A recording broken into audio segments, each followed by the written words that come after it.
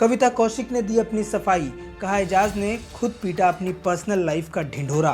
TV reality show Bigg Boss के घर में कविता कौशिक की वापसी हो गई है। आने वाले एपिसोड में आपको कविता और एजाज के बीच आगे किस तरह की बॉन्डिंग होती है ये ज़रूर देखने मिलेगा।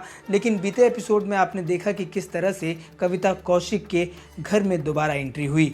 दरअसल एंट्री से पहले उन्हें सेलिब्रिटी पैनल के सवालों का जवाब देना पड़ा। सेलिब्रिटी पैनल ने कविता से एजाज को लेकर कई सवाल किए। आपको बता दें कि सेलिब्रिटी पैनल में बिग बॉस की एक्स कंटेस्टेंट विंदु दारा सिंह, काम्या पंजाबी और आरती सिंह के अलावा टीवी की नागिन सुरभि चंदना भी मौजूद थी।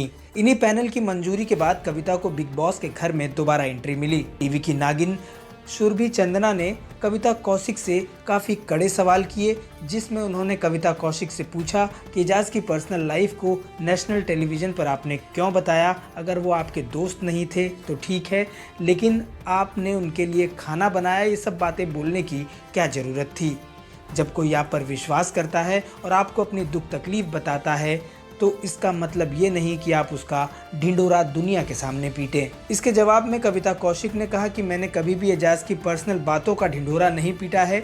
एजाज ने खुद अपनी पर्सनल बातों का ढिंढोरा नेशनल टेलीविज़न पर सबके सामने पीटा है। एजाज ने घर में विक्टिम कार्ड खेला है और कहीं ना कहीं उस विक्टिम कार्ड में मैं फंसती चली गई और जनता के बीच मेरी एक नेगेटिव इमेज सामने निकल कर आई।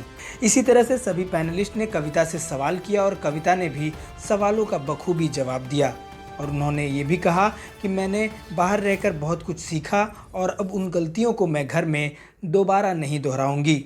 अब ऐसे में ये देखना दिलचस्प होगा कि कविता की घर के बाकी सदस्यों के साथ और ख़ासकर एजाज खान के साथ बॉन्डिंग कैसे रहती है।